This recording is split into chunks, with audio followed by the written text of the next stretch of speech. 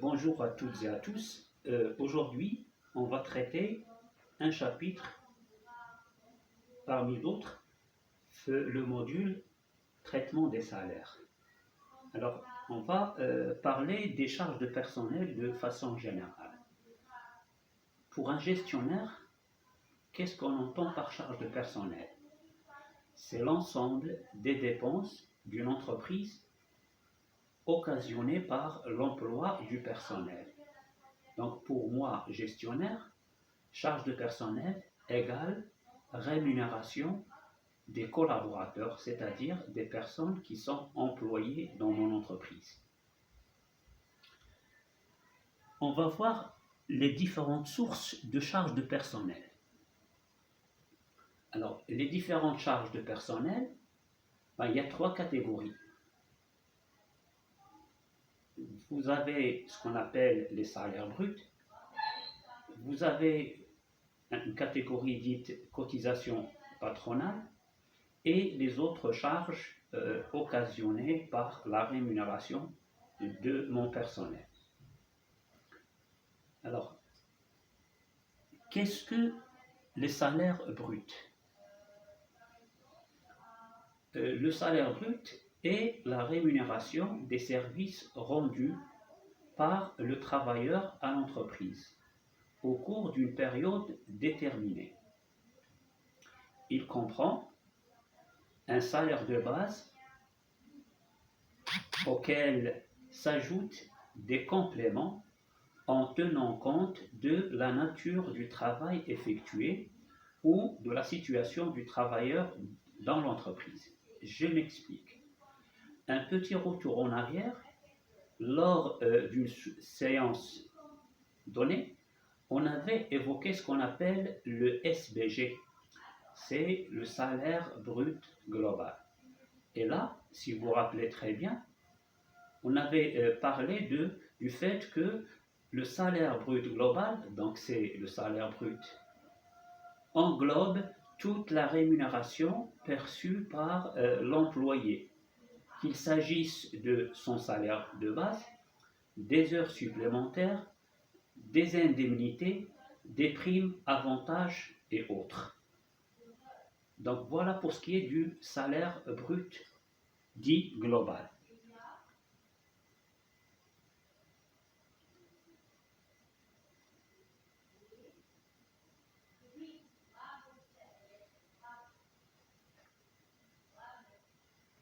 Donc la rémunération du personnel est constituée d'abord dans un premier temps du salaire dit global, mais également des différentes charges occasionnées par cette rémunération. À savoir, à côté du salaire brut, qui est constitué, comme je viens de dire, du salaire de base, des heures sup, des avantages, des primes, indemnités et gratifications, il y a d'autres éléments qui vont s'ajouter à cette rémunération de base. Donc, résumons, le SBG ou le SB égale généralement le nombre d'heures normales travaillées par une personne multiplié par le taux horaire normal, c'est-à-dire quel est le prix de l'heure à laquelle ce salarié est employé. Sauf qu'il faut distinguer ici entre deux situations. Il y a une rémunération qui est, comme on a vu déjà auparavant, une rémunération à la pièce ou une rémunération au temps. Et là, on est en train de traiter la rémunération au temps.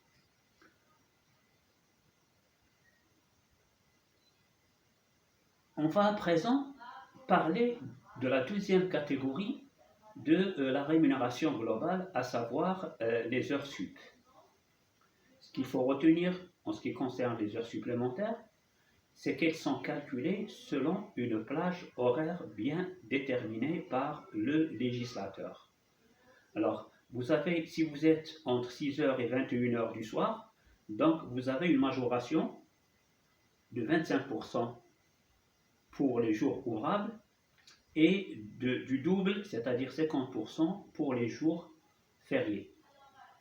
Si c'était des heures supplémentaires effectuées pendant la nuit, c'est-à-dire de 21h à 6h du matin, eh bien là, il y a un double. Pour les jours ouvrables, vous avez une majoration de 50%, et pour les jours fériés, c'est le double, à savoir 100%. Comment calcule-t-on les heures supplémentaires? Heures supplémentaires égale nombre d'heures effectuées en complément des heures normales multiplié par le taux horaire supplémentaire. Or, le taux horaire supplémentaire, c'est le taux normal, j'ai mis là une petite formule pour simplifier, multiplié par 1 plus le taux de majoration. Exemple, si j'ai une majoration de 25%, donc le taux de l'heure supplémentaire est égal au taux de l'heure normale multiplié par 1,25 et ainsi de suite.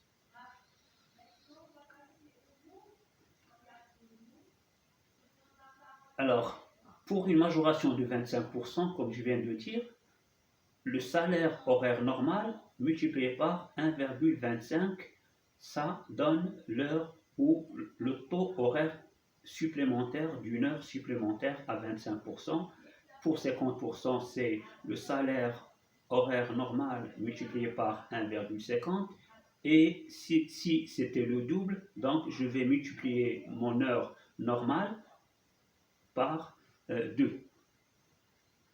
On va prendre un exemple. Là, je vous laisse le soin de lire l'exemple. Alors, quelqu'un pour activer son micro et essayer de lire l'exemple. Une demoiselle, s'il vous plaît.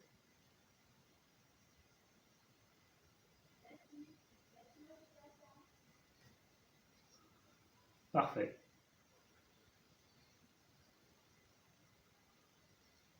Mm-hmm. 8 heures. Pardon. Voilà. Mm-hmm.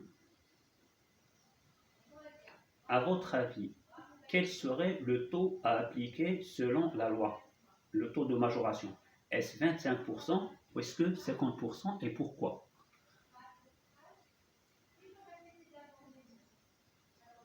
Alors pour les autres, c'est du pareil au même, vous êtes d'accord?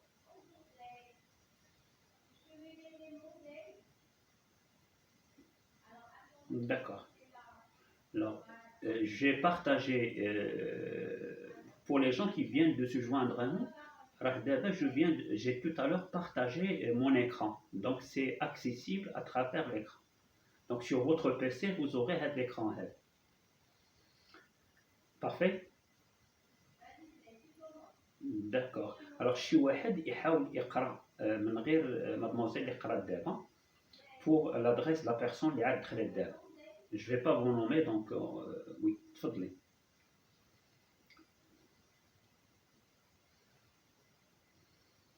Mhm.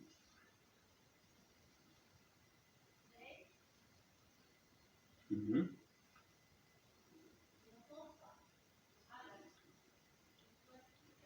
D'accord. La question est, quel est le taux de l'heure supplémentaire pour cette personne qui a travaillé 8 heures supplémentaires? Est-ce 25%? Est-ce 50%? Est-ce le double? La réponse.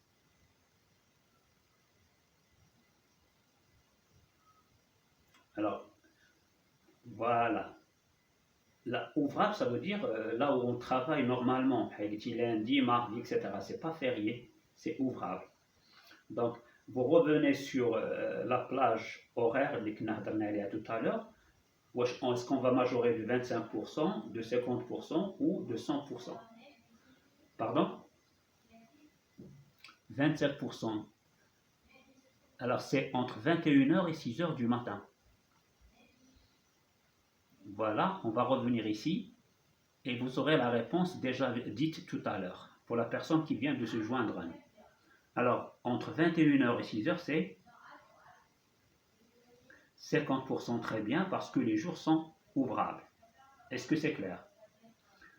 Donc on revient sur l'exercice. Voilà, vous avez vu juste, effectivement, et voici le corrigé. Donc, le salaire horaire normal, c'est de 10 dirhams.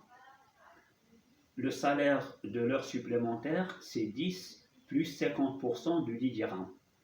Ça fait 10 plus 10 heures travaillées, multiplié par 50 sur 100, 50%.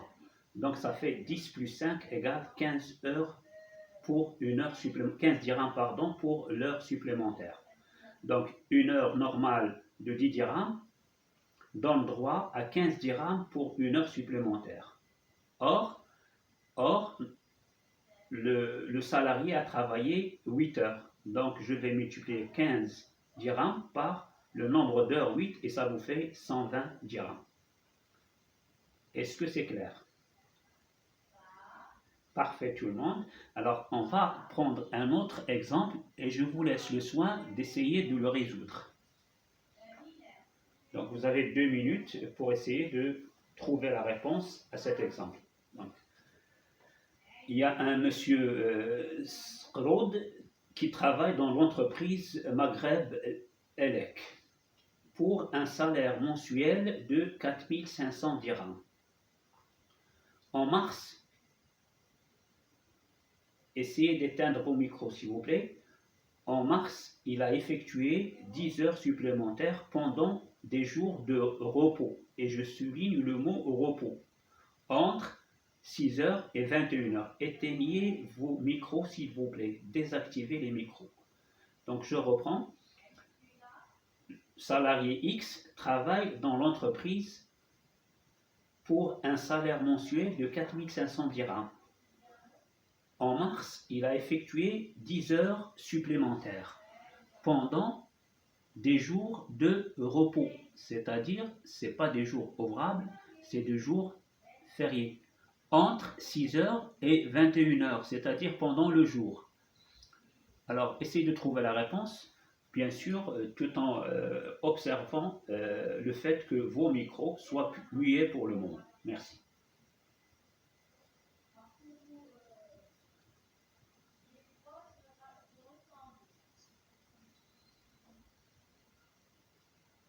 D'accord, on va attendre vos camarades pour 2 minutes.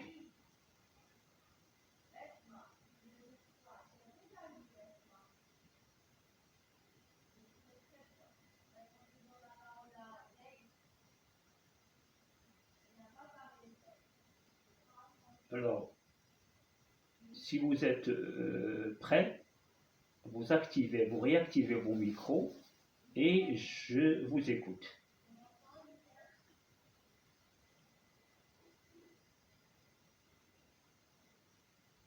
Alors, d'abord pour le taux de l'heure supplémentaire, est-ce 25%, 50% ou 100% le double? 50%, parfait. D'accord. Alors, quel est le taux de l'heure normale? Comment est-ce qu'on va opérer? Comment est-ce qu'on va faire pour trouver le taux horaire normal?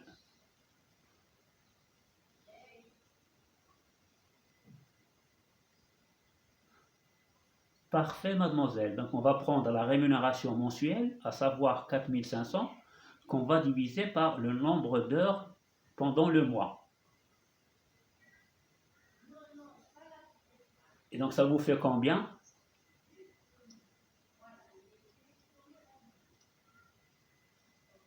Donc, parfait. Donc là, il y a une petite marge, soit je divise sur 191 ou bien sur 192.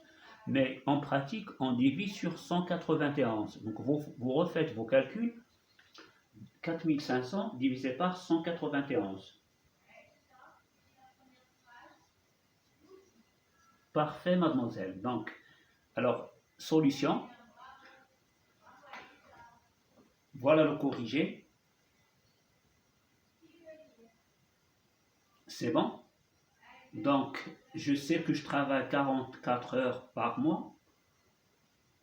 par semaine. Donc ça me fait 2288 par an, etc. Alors pour le mois, je divise le nombre d'heures annuelles par 12 mois, ça me fait 191 heures. Ça, c'est un petit rappel. Alors pour ce qui est du salaire horaire normal, c'est la rémunération mensuelle divisée par le nombre d'heures par mois. Ça vous fait 4500 divisé par 191 égale 23,56 dirhams. Vous avez vu juste, je vous en félicite. Or, notre salarié a travaillé 10 heures. Donc, ça vous fait 10 heures multiplié par 23,56 multiplié par 1,5. C'est bon? Donc, ça fait un total de 353,40 dirhams. Le compte est bon. C'est bon? C'est bon pour tout le monde? Oui.